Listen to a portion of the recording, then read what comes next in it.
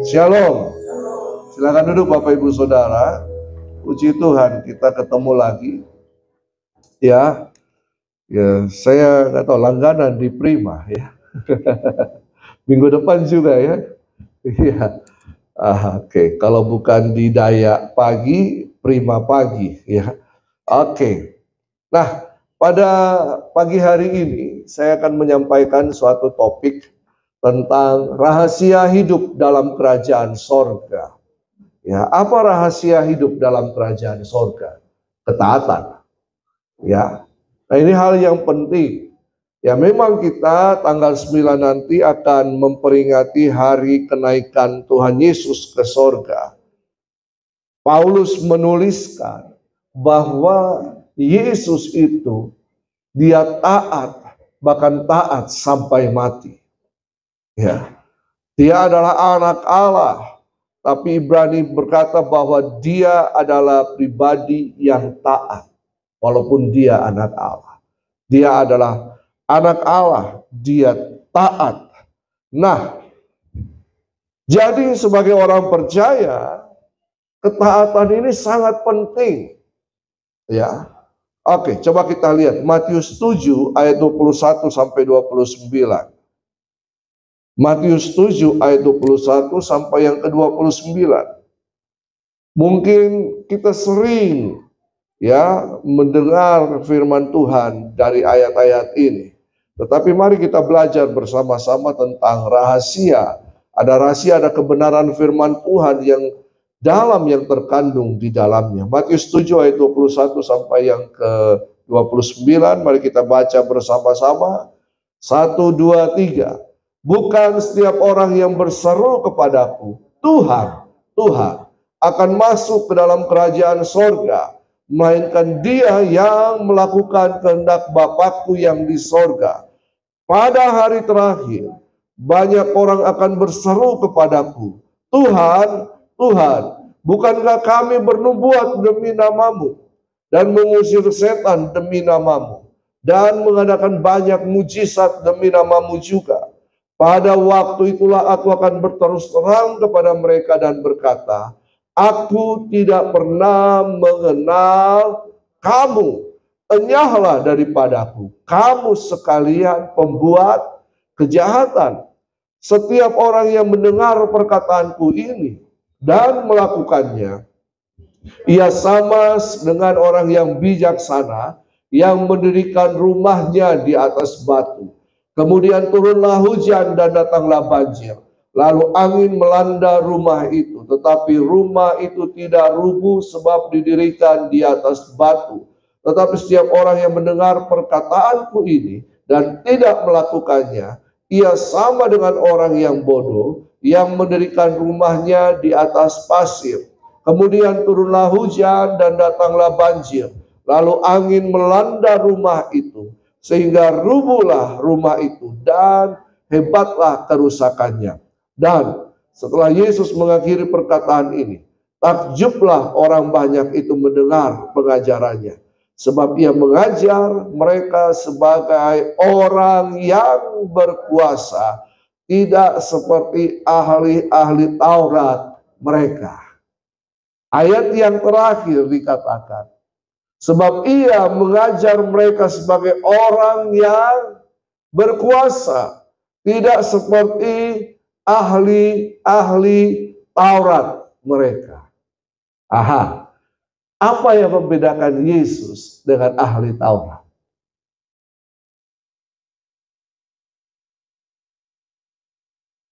Ya, apa yang membedakan Yesus dengan ahli Taurat? Ya, dia rabi. Ahli Taurat juga mengajar, ya. Tetapi apa yang membedakannya? Ketaatan untuk melakukan. Betul? Ya.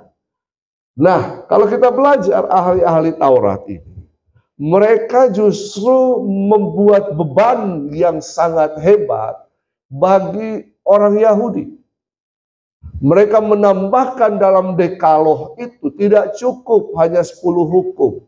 Harus ditambahkan lagi, sehingga menjadi 613 hukum. Ya. Dan semuanya harus dikerjakan.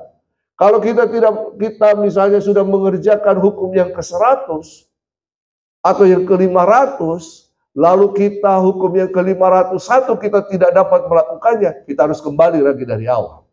Ya, sungguh berat. Mereka hanya mengajar, tetapi kemudian firman Tuhan katakan mereka hanya berdiri di pinggir-pinggir jalan. Ya, supaya orang bisa melihat mereka.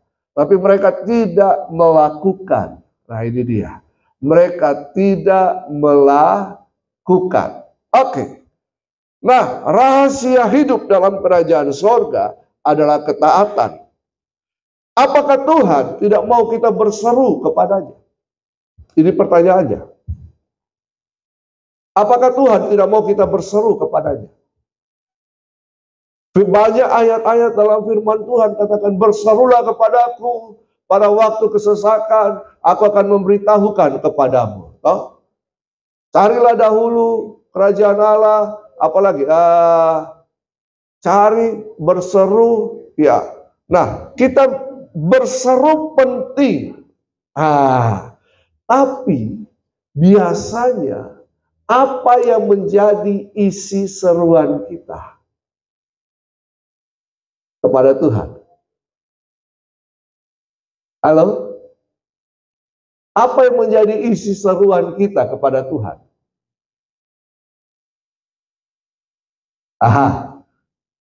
Seruan dikaitkan dengan doa kan? Iya kan? Apa yang menjadi isi doa kita kepada Tuhan? Kebanyakan apa? Halo Bapak Ibu? Jujur, kebanyakan apa? Ya? Kebutuhan, keperluan proposal. Iya kan?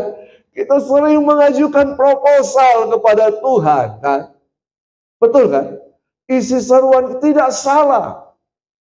Tidak salah. Tetapi ketika kita memahami bahwa doa itu bukan seruan proposal kita kepada Tuhan.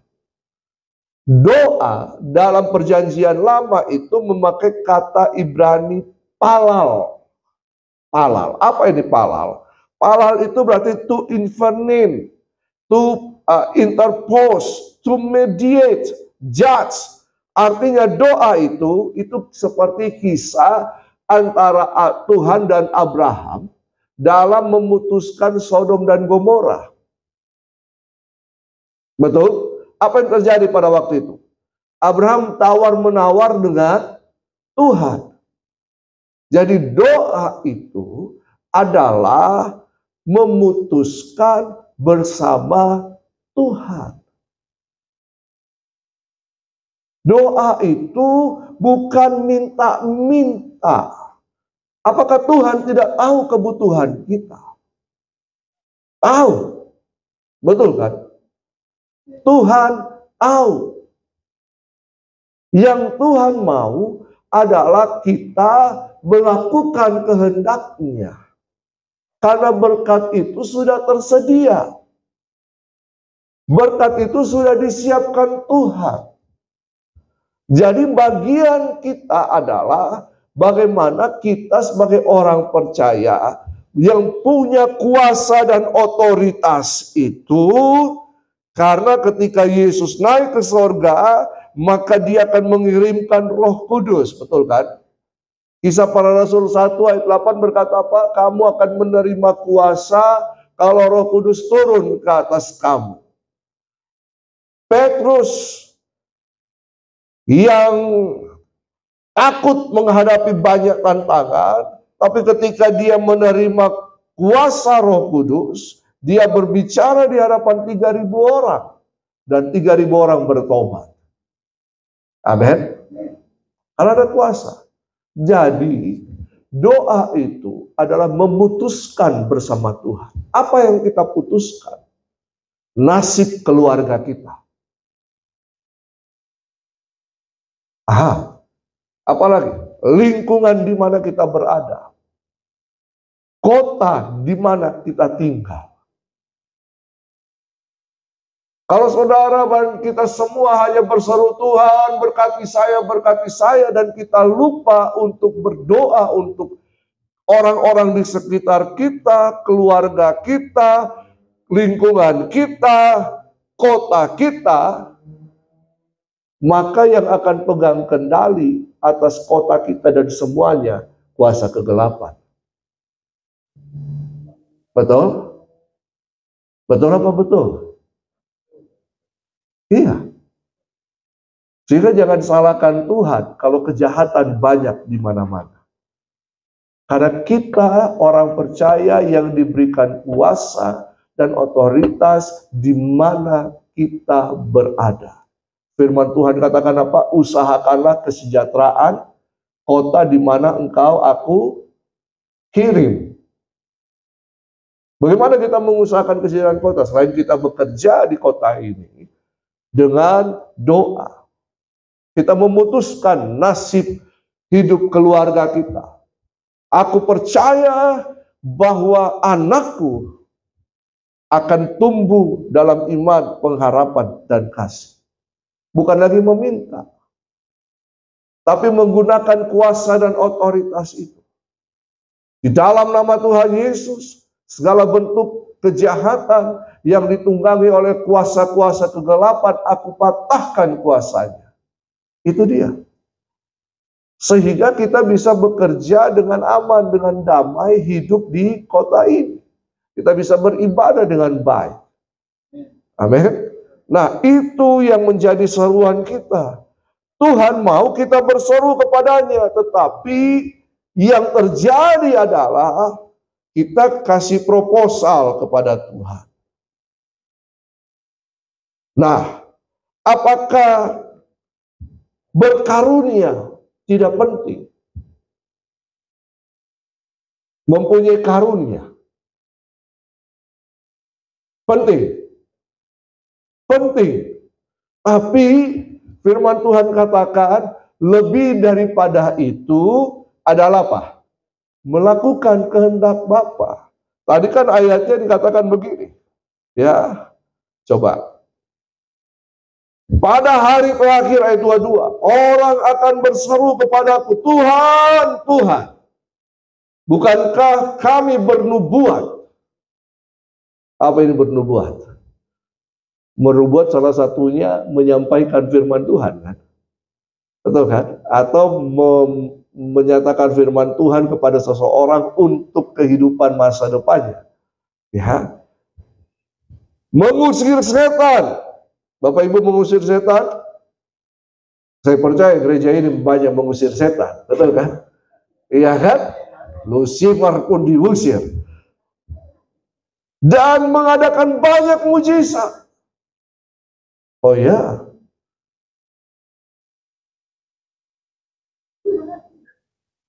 Banyak mujizat. Mengadakan banyak mujizat.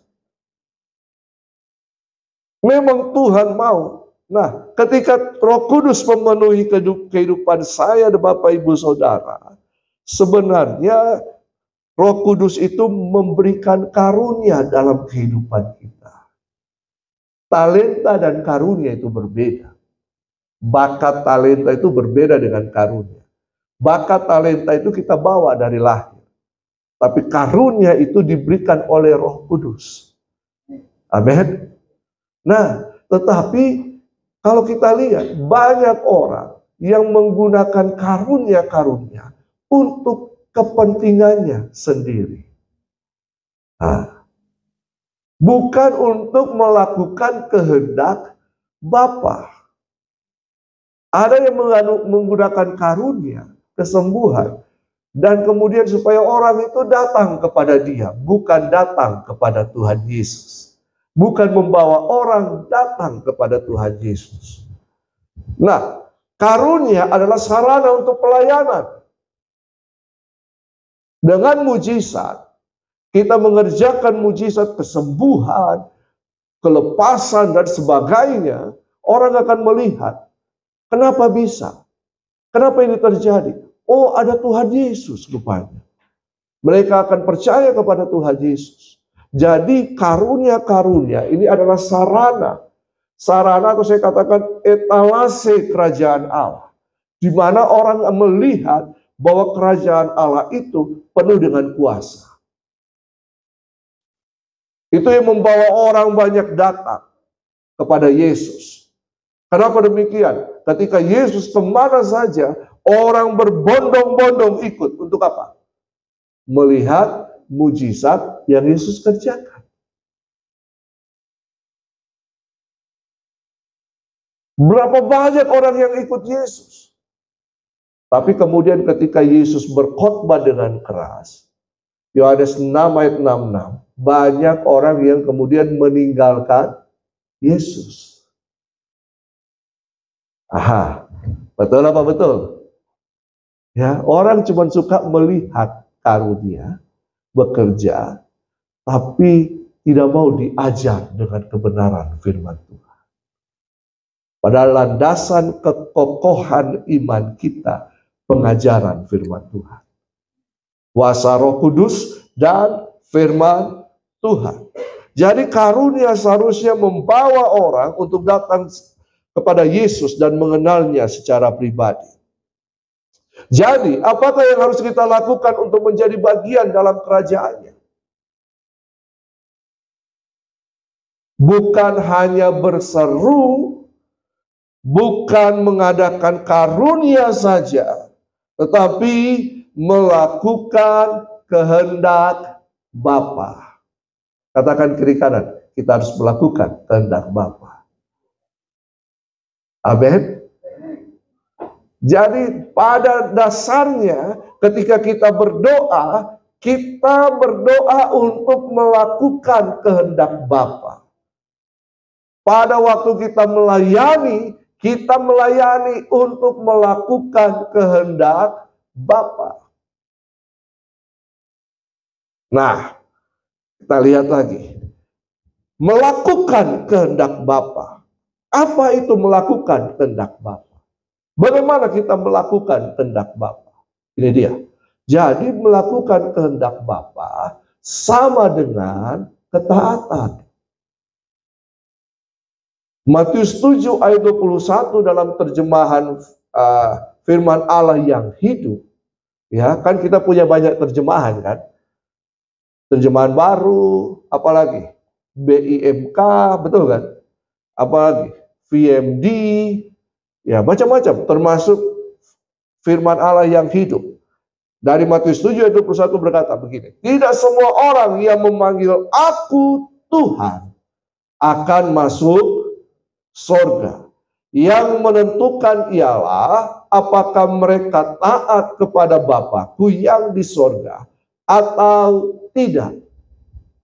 Coba kita bandingkan Matius 7 ayat 21 dalam terjemahan yang baru.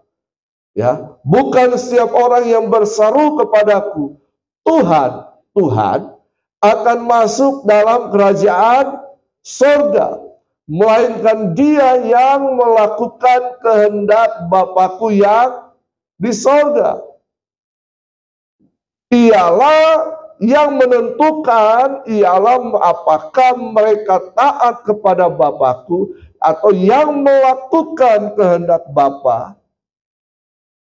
supaya kita masuk di surga, kerajaan surga. Apa itu ketaatan? Ketaatan itu kesadaran sikap dari dalam kita untuk melakukan perintah dari orang atau bagian yang berotoritas di atas kita. Amin. Itu ketaatan. Ketaatan itu bukan nanti. Ketaatan itu sekarang. Makanya firman Tuhan katakan, Yesus mengatakan, kalau kamu mendengar firman-Ku, janganlah keraskan hatimu. Lakukanlah. Ketaatan itu sekarang, bukan nanti. Ketaatan itu bukan sebagian. Ketaatan itu adalah sepenuhnya. Sebagian taat, sebagian tidak. Itu bukan ketaatan. Ketaatan adalah sepenuhnya. Bukan karena sisi-sisi kita taat, tapi kemudian ada hal-hal yang lain kita tidak taat. Kita taat totalitas kehidupan kita. Ketaatan itu berbicara totalitas kehidupan. Ketaatan bukan dirasa-rasa. Ketaatan harus dilakukan. Ketaatan butuh paksaan. Kita memaksakan diri kita untuk menjadi pribadi yang taat. Bukan dipanggil-panggil, ayo kau taat, taat. Tidak. Ketaatan itu kesadaran sikap pribadi kita. Kita harus memutuskan, saya mau taat atau tidak. Bukan abu-abu, sedikit taat, sedikit tidak. Ya. Ketaatan sekarang, bukan nanti. Orang yang taat itu ibarat orang yang membangun dasar rumahnya di atas batu. Makanya tadi saya buka, apa bedanya Yesus dengan ahli Taurat? Ketaatan. Ketaatan. Nah, yang terakhir, apakah kehendak Bapa itu? Kita bicara tentang kehendak Bapa. Kita harus taat kepada kehendak Bapa. Apakah kehendak Bapa itu? Matius 6 ayat 33 dalam terjemahan BIMK mengatakan begini. Jadi, usahakanlah dahulu supaya Allah memerintah atas hidupmu, dan lakukanlah kehendaknya. Maka semua yang lain akan diberikan Allah juga kepadamu. Ayat Matius 6 ayat 33 ini dalam terjemahan baru dikatakan apa? Carilah dahulu kerajaan Allah dan kebenarannya, maka semuanya akan ditambahkan kepadamu. Kita suka semuanya ditambahkan. Tapi ternyata ada kalimat yang mendahului, ada syaratnya. Carilah dahulu kebenaran, carilah dahulu kerajaan Allah dan kebenarannya. Bagaimana cara kita mencari? Ternyata cara mencarinya adalah kita harus berusaha supaya Allah memerintah atas kehidupan kita. Iya kan? Apakah kerajaan Allah itu? Kerajaan Allah adalah pemerintahan Allah atas semesta ini, dalam hidup kita, di sekeliling kita. Ya, pemerintahan Allah. Sorga itu tempat kediaman Allah. Kerajaan Allah adalah pengaruh pemerintahan Allah dalam hidup saya, Bapak Ibu Saudara, di sekeliling kita, dalam keadaan dan semua yang ada di samping kita, bahkan seluruh alam semesta. Berarti kita tadi nyanyi apa? Berdaulat atas hidupku, ku berserah penuh. Betul? Apakah memang Allah yang memerintah atas kehidupan kita, atau kita yang menggantikan Allah memerintah atas hidup kita? Beda tipis kan? Betul kan? Betul kan? Nah, apa itu kehendak Allah? Kehendak Bapa. Kehendak Bapa secara umum kepada kita adalah supaya kita yang percaya kepada Dia memberitakan kabar baik. Injil itu. Betul kan? Ini secara umum. Semua harus memberitakan kabar baik kepada banyak orang. Kepada siapa? Kepada keluarga kita, saudara-saudara kita. Lalu apa lagi? Melayani adalah kehendak Allah. Semua jemaat harus melayani. Karena dengan melayani, kita mengekspresikan kasih kita kepada Tuhan. Kita harus melayani, mengasihi sesama, mengasihi Tuhan dan sesama. Ini hukum. Hukum harus dilanggar. Hukum harus ditegakkan, dikerjakan, betul kan? Jadi kasih itu adalah hukum. Suatu keharusan. Kasih itu bukan perasaan. Murid-murid tanya, mana hukum yang utama, betul kan? Apa yang Yesus katakan?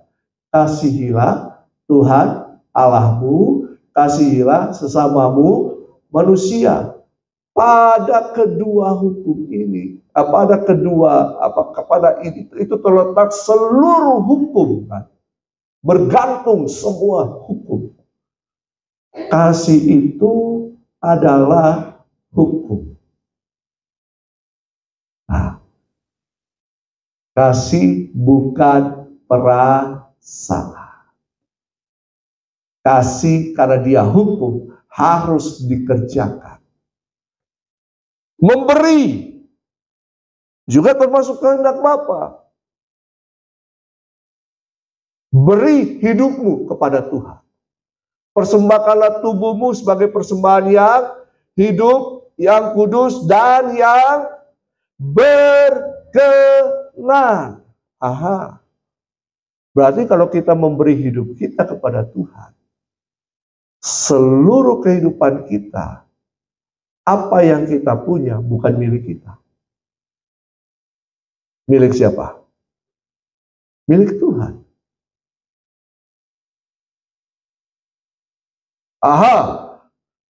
Lebih berat daripada perpuluhan toh. Perpuluhan hanya 10%. Tapi yang Tuhan tuntut bukan hanya itu, perpuluhan itu kecil, itu memang kewajiban kita yang harus kita taati. Yang kita dituntut adalah persembahkanlah tubuh kita. Seluruh kehidupan kita. Sehingga kita tahu saat kita nyanyi, berdaulat atas hidup. Kenapa Tuhan bisa berdaulat atas kehidupan kita? Kenapa Allah bisa memerintah atas kehidupan kita? Karena bukan aku lagi yang hidup, tapi Kristus yang hidup di dalam aku. Amin. Nah, secara khusus ada panggilan khusus dalam kehidupan kita, atau ada pelayanan khusus yang Tuhan percayakan. Melayani secara umum baik, betul kan? Bapak Ibu bisa melayani di gereja sebagai usher, sebagai pemusik, sebagai worship leader, sebagai pendoa. Tapi ada panggilan atau pelayanan khusus. Dan ini bisa dikerjakan baik di dalam gereja atau di luar gereja. Misalnya, memberi makan anak-anak miskin. Saya terbeban untuk anak-anak jalanan. Itu panggilan khusus. Saya terbeban untuk pergi mengunjungi janda-janda miskin dan menguatkan mereka. Itu panggilan khusus. Itu panggilan khusus. Bukan hanya sekedar main musik, usher, dan semua sebagai pendoa. Itu baik. Tapi temukan ada kehendak Bapa secara khusus dalam kehidupan kita. Ini sangat-sangat penting. Dan ketika kita mengerjakannya, kita taat. Dan ketika kita taat, kita menjadi bagian dari kerajaan surga. Amin. Berapa banyak Bapak Ibu Saudara yang mau hidup dalam kerajaan surga? Kuncinya ketaatan. Apakah taat itu? Taat itu adalah menyadari kesadaran sikap kita terhadap mereka yang berotoritas di atas kita dan melakukan perintah. Apa yang berotoritas di atas kita? Allah Bapa. Betul kan? Firman. Alkitab itu berotoritas. Kalau ada yang meragukan Alkitab sebagai firman Tuhan, jangan jadi orang Kristen. Amin. Amin. Para pemimpin-pemimpin di atas kita.